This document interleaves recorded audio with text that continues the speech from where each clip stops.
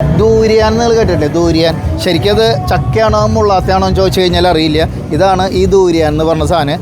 ഇത് ഇവിടുത്തെ ഹോട്ടലുകളിലെ ഈ സാധനം കയറ്റാൻ പാടില്ല. കയറ്റി കഴിഞ്ഞാൽ 5000 രൂപ ഫൈനാണ്. എന്താ കാരണം എന്ന് വെച്ച് കഴിഞ്ഞാൽ ഭയങ്കര രൂക്ഷമായിട്ടുള്ള ഗന്ധമാണ്.